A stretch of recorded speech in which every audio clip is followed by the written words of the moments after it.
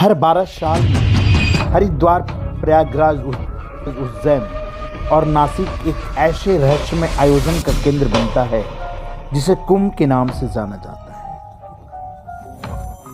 हर बार जब भी कुंभ मेला होता है तब लाखों लोग इकट्ठा होते हैं, गंगा में डुबकी लगाते हैं, अपने पापों से मुक्ति की तलाश करते हैं। लेकिन क्या आपने कभी सोचा है इस बार प्रयागराज के मेले में छिपे उन रहस्यों के बारे में जो अब तक कोई नहीं समझ पाया?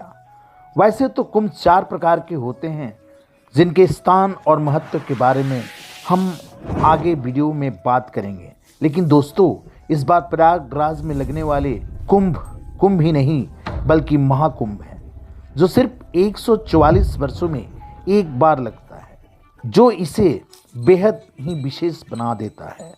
हम बहुत ही भाग्यशाली हैं जो हम इस बार महाकुंभ के साक्षी बने। यह महाकुंभ केवल एक धार्मिक आयोजन नहीं बल्कि इसके पीछे कई तरह की गहरी बातें छिपी हुई हैं, इन्हें शायद हम अभी तक नहीं समझ पाए। प्रयागराज का महाकुंभ मेला केवल एक साधारण मेला नहीं है, बल्कि यह एक ऐसा अद्भुत संगम है जहां आस्था, इतिहास और विज्ञान मिलकर एक नया रूप लेते हैं। यह वह स्थान है जहां हर बार कुछ नया रहस्य सामने आता है और हर बार सवालों का एक नया सिलसिला शुरू होता है। यह एक ऐसा आयोजन है जहां पौराणिक कथाएं और वैज्ञानिक तथ्य आपस में मिलते हैं और हमें ऐसे सवालों के जवाब देने की कोशिश करते हैं जो हजारों साल से अनसुलझे हैं। सनातन धर्म में कुंभ मेला एक अत्यंत महत्वपूर्ण पर्व है जिसमें दुनिया भर के करोड़ों श्रद्धालु कुंभ संगम स्थल पर पवित्र स्नान करने के लिए एकत्रित होते हैं। ऐसी मान्यता है कि महाकुंभ मेले के दौरान पवित्र नदियों में स्नान करने से न केवल आत्मा की शुद्धि होती है बल्कि सारे पाप धुल जाते। कुंभ 4 प्रकार के होते हैं जिन्हें कुछ सालों के अंतराल में मनाया जाता है। बड़ी संख्या में नागा साधु कुंभ मेले में आते हैं, हालांकि बाकी समय यह एकांतवास में निवास करते हैं। हिमालय की दुर्गम चोटियों पर यह दुनिया से अलग रहकर गुप्त तरीके से योग, ध्यान और साधना करते हैं। लेकिन ऐसे में सवाल यह उठता है कि इन्हें महाकुंभ का पता कैसे लग जाता है और कैसे महाकुंभ के दौरान बड़ी संख्या में नागा साधु पवित्र घाटों पर पहुंच जाते हैं। खैर, वीडियो के अंत तक आपको इसका भी पता लग जाएगा। इसके अलावा आज की इस वीडियो में हम आपको महाकुंभ के वर्षों पुराने इतिहास और इसके अनसुलझे रहस्यों से अवगत कराएंगे। 2025 में प्रयागराज में लगने वाले महाकुंभ में आखिर क्या ऐसा खास है जो 144 साल के बाद आयोजित हो रहा है? आखिर महाकुंभ प्रयागराज में ही क्यों आयोजित किया जाता है? आखिर इस मेले में अक्षय वट के वृक्ष का क्या महत्व है?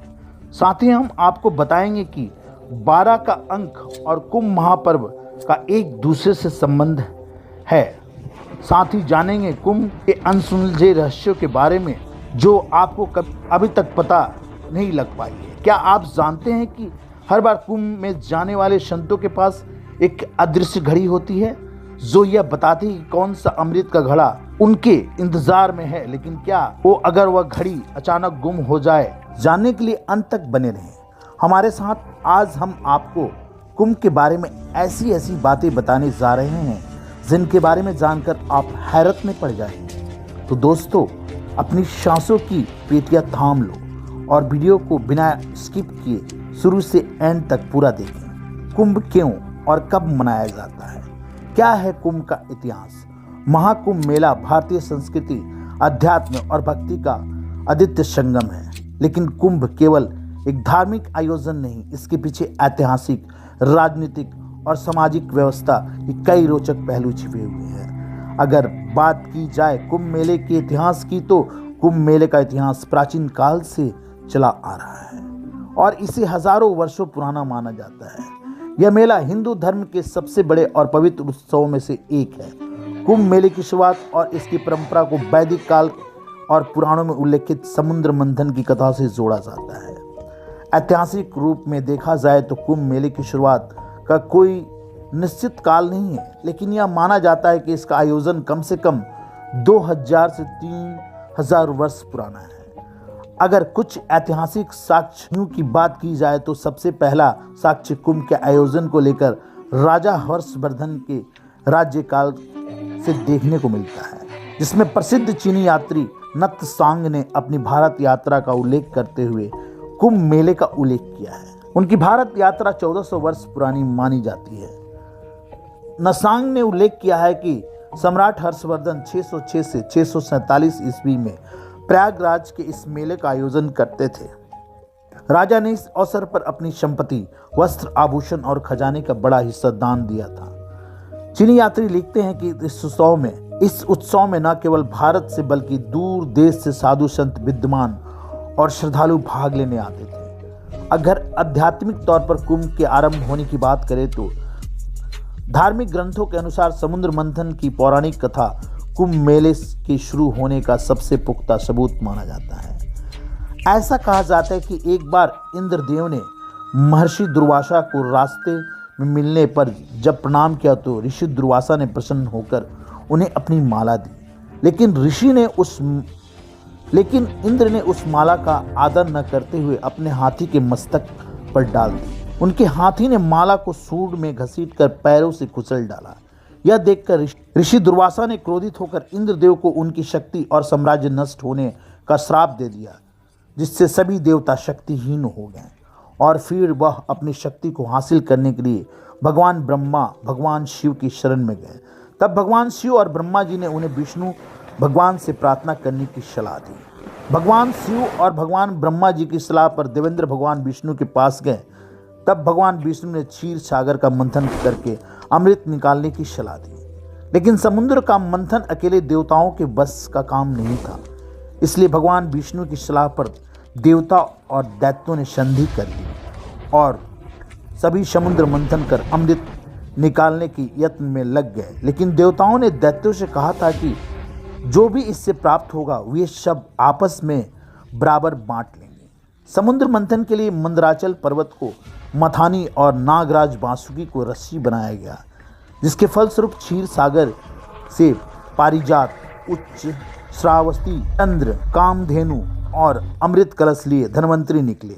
सबसे पहले मंथन में विष उत्पन्न हुआ, जो भगवान शिव द्वारा ग्रहण कर लिया गया। जैसे ही समुद्र मंथन से अमृत कलश दिखाई दिया, असुरों ने धन्वंतरी से अमृत कलश को छीन लिया। तब देवताओं दैत्यों के गलत इरादे समझ गए, लेकिन ऋषि दुर्वासा के श्राप के कारण देवता शक्तिहीन हो चुके थे, इसलिए वह दैत्यों से अमृत कलश लेने में असमर्थ। इस बात को ध्यान में रखकर भगवान विष्णु ने असुरों का ध्यान भटकाने के लिए मोहिनी का रूप धारण किया और अमृत को देवताओं में बांट दिया। समझौते के अनुसार दैत्य को उनका हिस्सा नहीं दिया गया। तब और राक्षसों और देवताओं में 12 दिन और 12 रातों तक युद्ध होता रहा। युद्ध के दौरान अमृत कलश इंद्रदेव के पुत्र जयंत के हाथ में था। जब दैत्य उनका पीछा करने दौड़े, तब लड़ते लड़ते अमृत पात्र से अमृत 4 अलग अलग जगहों पर गिर गया। जिन जगहों पर अमृत गिरा वह स्थान आज प्रयागराज, हरिद्वार, नासिक और उज्जैन के नाम से जाना जाता है। तभी से यह माना जाता है कि इन स्थान पर रहस्यमय शक्तियाँ हैं और इसलिए इन स्थानों पर प्राचीन काल से ही कुंभ मेला लगता आ रहा है। देवताओं का एक दिन मानो कि 1 साल के बराबर होता है। देवताओं और असुरों में 12 दिनों तक युद्ध चला, इसलिए इन पवित्र स्थानों पर प्रत्येक 12 वर्ष के बाद कुंभ मेला लगता है। कुंभ पर्व हर 3 साल के अंतराल पर, जिसे अर्ध कुंभ कहा जाता है, वह प्रत्येक 6 साल में हरिद्वार से शुरू होता है। त्योहार के बाद कुंभ पर्व प्रयागराज, नासिक और उज्जैन में मनाया जाता है। प्रयाग और हरिद्वार में मनाए जाने वाले कुंभ पर्व में एवं प्रयागराज और नासिक में मनाए जाने वाले कुंभ पर्व के बीच में 3 सालों का अंतर होता है। कुंभ मेले का आयोजन कहाँ पर और कब होगा, इसको लेकर एक ज्योतिषी गणना हो और उसी के आधार पर इसका आयोजन किया जाता है। सबसे पहले जानते हैं हरिद्वार में लगने वाले कुंभ की। तो कुंभ राशि में बृहस्पति का प्रवेश होने पर एवं मेष राशि में सूर्य का प्रवेश होने पर कुंभ का पर्व हरिद्वार में आयोजित किया जाता है। हरिद्वार और प्रयागराज में 2 कुंभ पर्व के बीच 6 वर्ष के अंतराल में अर्ध कुंभ का आयोजन होता है। अब जानते हैं प्रयागराज में लगने वाले कुंभ की। तो मेष राशि के चक्र में बृहस्पति एवं सूर्य और चंद्र के मकर राशि में प्रवेश करने पर अमावस्या के दिन कुंभ का पर्व प्रयागराज में आयोजित किया जाता है। एक अन्य गणना के अनुसार मकर राशि में सूर्य एवं वृषभ राशि में बृहस्पति का प्रवेश होने पर महाकुंभ पर्व प्रयागराज में आयोजित होता है। 2025 में महाकुंभ का आयोजन प्रयागराज के अंदर ही किया जा रहा है। यह महाकुंभ 144 साल के बाद प्रयागराज में आयोजित हो रहा है। महाकुंभ का आयोजन 12 कुंभ मेलों के बाद होता है, जो प्रयागराज में 13 जनवरी से शुरू हो चुका है और 26 फरवरी तक चलेगा। पूरे 45 दिनों तक चलने वाले इस महाकुंभ में ग्रह और नक्षत्रों की स्थिति में काफी बदलाव देखने को मिलने वाला है, जिससे महाकुंभ में स्नान करने से कई गुना अधिक फल की प्राप्ति होती है। अब आप लोगों के मन में यह एक सवाल जरूर आ रहा होगा कि आखिर प्रयागराज में ही क्यों महाकुंभ का आयोजन होता है। प्रयागराज में लगने वाले महाकुंभ का महत्व अधिक माना गया है। दरअसल यहाँ 3 पवित्र नदियाँ गंगा, यमुना और सरस्वती का संगम होता है, जिस वजह से यह स्थान अन्य जगहों की तुलना में अधिक महत्वपूर्ण है। जानकारी के लिए बता दें कि सरस्वती नदी लुप्त हो चुकी है, लेकिन यह इस धरती के धरातल में आज भी बहती है। ऐसी मान्यता है कि जो व्यक्ति इन तीनों नदियों के संगम में शाही स्नान करता है, उसे मोक्ष की प्राप्ति होती है। इसलिए प्रयागराज में इसका महत्व अधिक माना जाता है। उत्तर प्रदेश के प्रयागराज में 4000 हेक्टेयर में होने वाले इस महाकुंभ मेले में traffic and crown management data के अकॉर्डिंग लगभग देश विदेश से लगभग 40 करोड़ लोगों से भी अधिक लोग कुंभ मेले में शामिल होने की उम्मीद है, जिसमें सिर्फ जल सुविधा की लागत 40 करोड़ है, जो 25 हेक्टेयर में 1249 किलोमीटर लंबी पाइपलाइन में लगी हुई है। अब तक का 2013 में हुआ आयोजित कुंभ मेला सबसे बड़ा धार्मिक आयोजन माना गया था, जिसमें करीब 12 करोड़ से अधिक श्रद्धालु शामिल हुए थे। लेकिन 144 साल बाद होने वाले इस महाकुंभ की भव्यता उससे भी कहीं अधिक होने वाली है। इसकी विशालता का अंदाजा इसी बात से लगाया जा सकता है कि इसका अनुमानित बजट 6,382 करोड़ रुपए है। अब नासिक के कुंभ की बात करते हैं तो सिंह राशि में बृहस्पति के प्रवेश होने पर कुंभ पर्व गोदावरी के तट पर नासिक में होता है। अमावस्या के दिन बृहस्पति सूर्य एवं चंद्र के कर्क राशि में प्रवेश होने पर भी कुंभ पर्व गोदावरी तट पर आयोजित होता है। अब जानते हैं कि उज्जैन के कुंभ की तो सिंह राशि में बृहस्पति एवं मेष राशि में सूर्य का प्रवेश होने पर यह पर्व उज्जैन में होता है। इसके अलावा कार्तिक अमावस्या के दिन सूर्य और चंद्र के साथ होने पर एवं बृहस्पति की तुला राशि में प्रवेश होने पर मोक्षदायक कुंभ उज्जैन में आयोजित होता है। इस कुंभ को सिंहस्थ कुंभ के नाम से जाना जाता है। ऐसा इसलिए क्योंकि इसमें सिंह राशि में बृहस्पति का प्रवेश होता है। यहाँ कुंभ का आयोजन हर 12 साल के बाद होता है। दोस्तों, हमने महाकुंभ के इतिहास के बारे में तो जान लिया। अब हम बात करते हैं महाकुंभ से जुड़े कुछ ऐसे रहस्यों की जिनके बारे में बहुत ही कम लोग जानते हैं।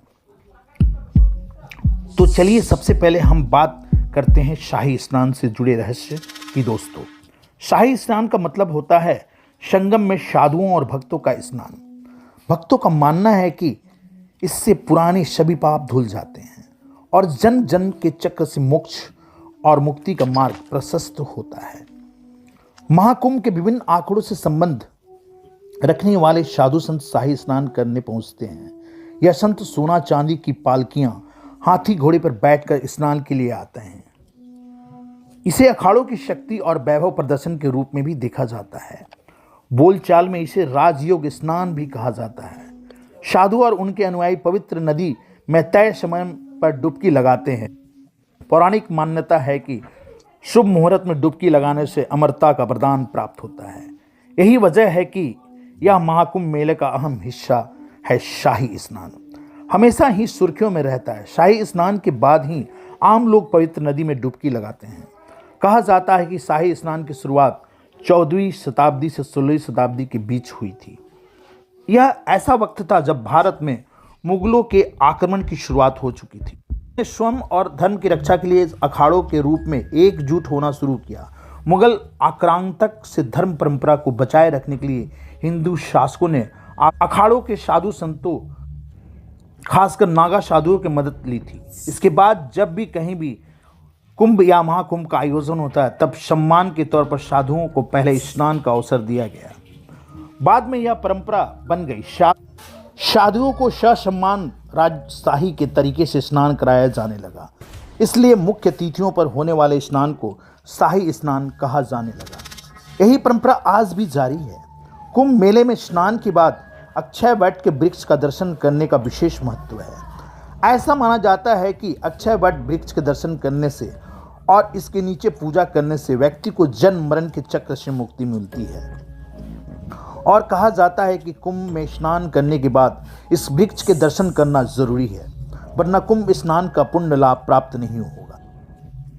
गंगा, यमुना और सरस्वती के संगम का पवित्र जल अक्षय वट की जड़ों को सींचती है, इसलिए यह वृक्ष अमर बन गया है। प्रयागराज में अक्षय वट का वृक्ष पवित्र त्रिवेणी संगम के पास इलाहाबाद किला के अंदर मौजूद है। यह स्थान भारतीय आध्यात्मिकता और पौराणिकता में अत्यंत महत्वपूर्ण है। कुंभ मेले के दौरान अक्षय वट के दर्शन की विशेष व्यवस्था की जाती है। चूंकि यह वृक्ष किले के अंदर है, जो भारतीय सेना के संरक्षण में है, आम दिनों में इसके दर्शन के लिए विशेष अनुमति की आवश्यकता होती है, लेकिन कुंभ मेले के समय इसे श्रद्धालुओं के लिए खोल दिया जाता है। प्रयागराज में इस अक्षय वट के पेड़ का कई धार्मिक ग्रंथों में उल्लेख देखने को मिलता है। यह माना जाता है कि यह वृक्ष त्रेता और द्वापर युग में भी अस्तित्व में था। भगवान राम और माता सीता ने वन जाते समय इस वृक्ष के नीचे विश्राम किया था। गुप्त काल और मुगल काल के शिलालेखों और साहित्य में भी इसका उल्लेख मिलता है। प्रयागराज में स्थित यह वृक्ष भारतीय इतिहास के कई महत्वपूर्ण कालखंड का साक्षी रहा है। हालांकि अक्षय वट की आयु का वैज्ञानिक परीक्षण नहीं हुआ है, लेकिन यह वृक्ष कम से कम 2 से 3 हजार वर्ष पुराना माना जाता है।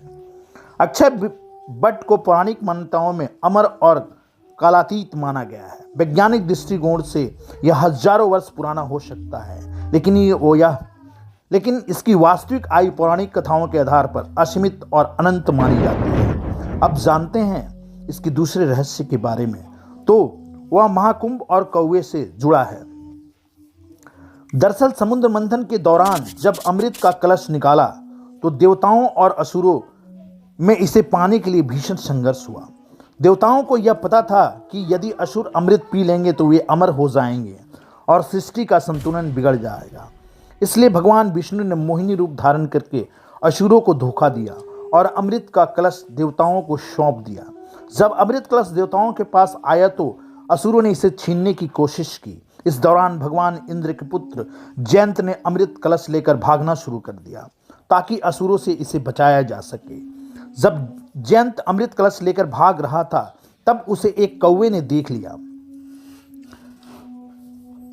कौवा इस स्थिति से अनजान था कि जयंत के पास अमृत है।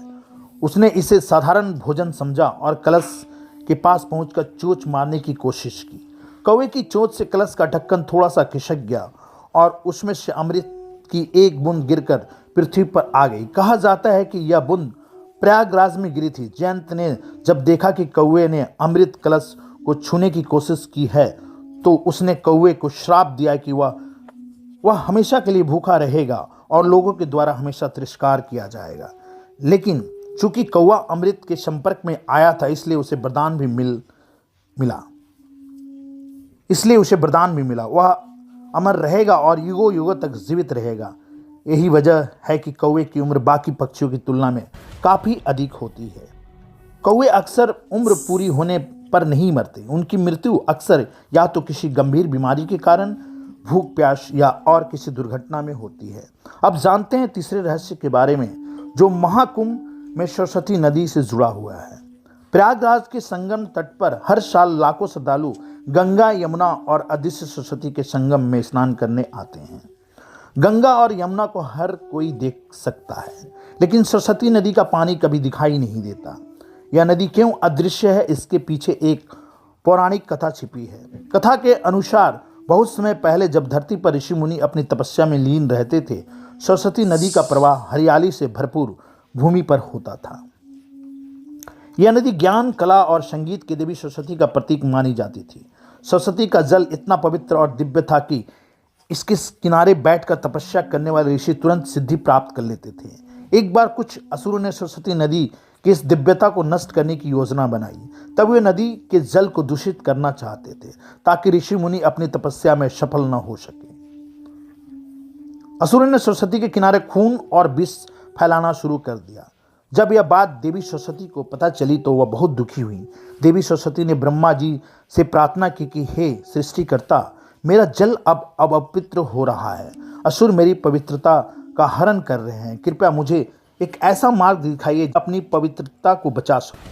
ब्रह्मा जी ने प्रकट होकर सरस्वती जी से कहा कि हे सरस्वती, तुम अपनी दिव्यता को बचाने के लिए अदृश्य हो जाओ।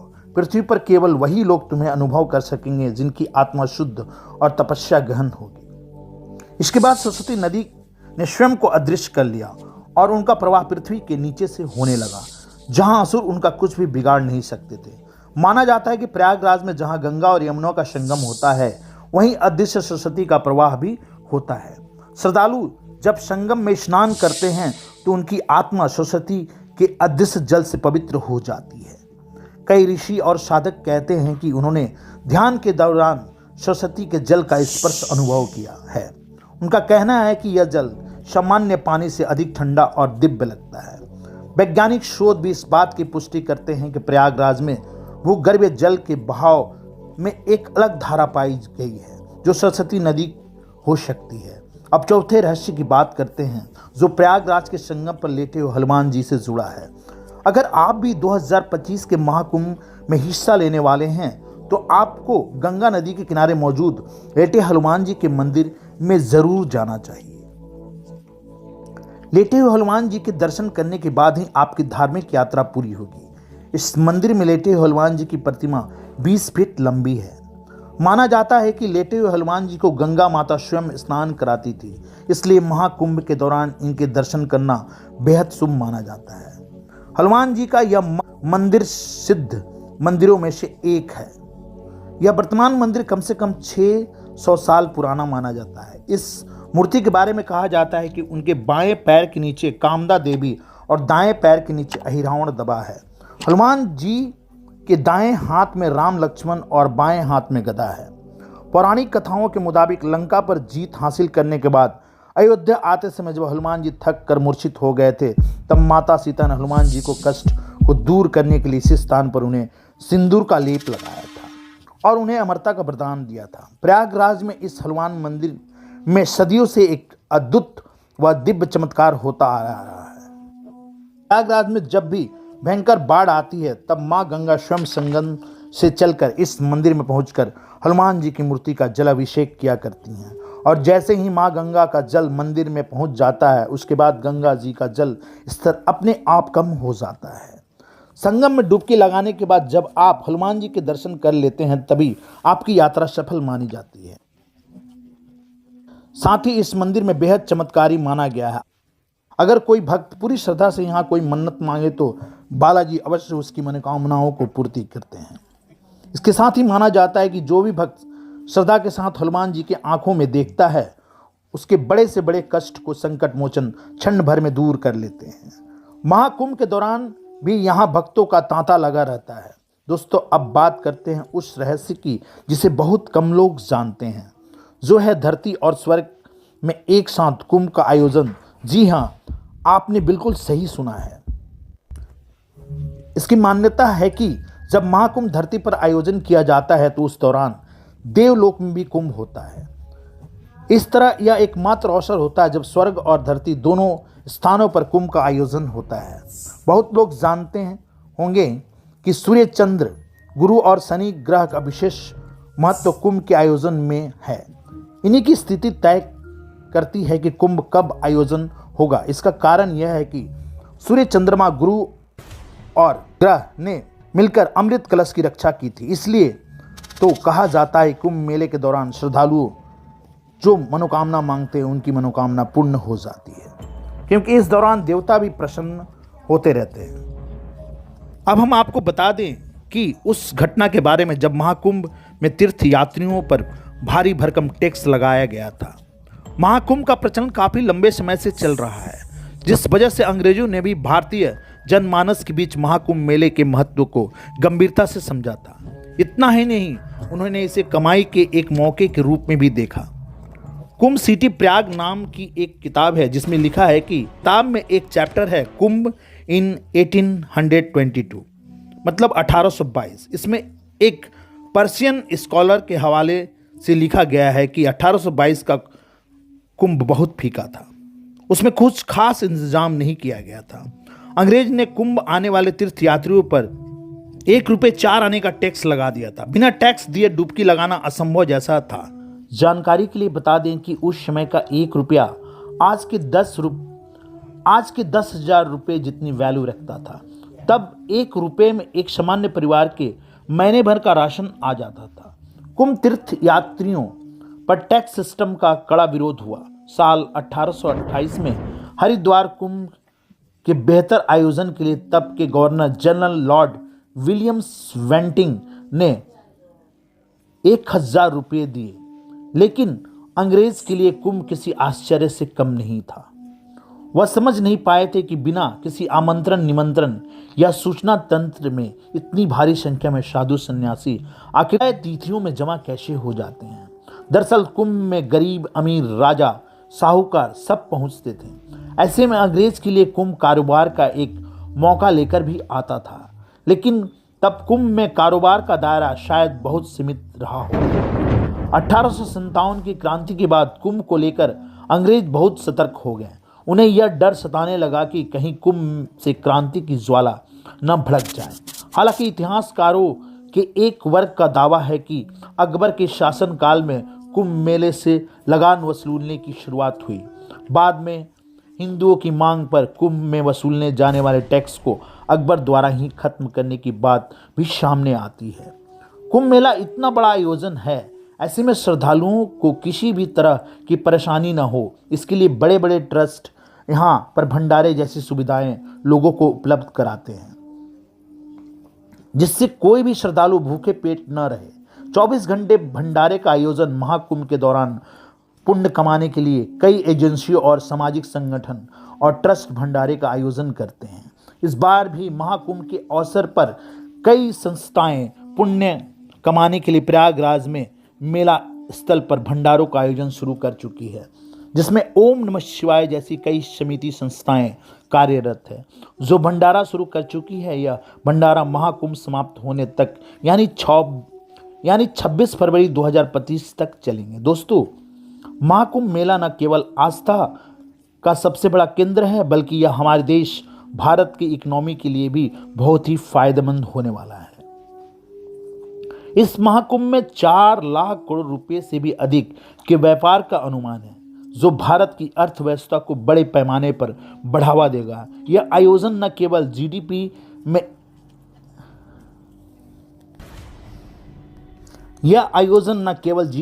1% से अधिक की वृद्धि करेगा, बल्कि सरकारी खजाने को भी नई ऊंचाइयों पर ले जाएगा। अनुमानित तौर पर 2025 के अंदर लगभग 40 करोड़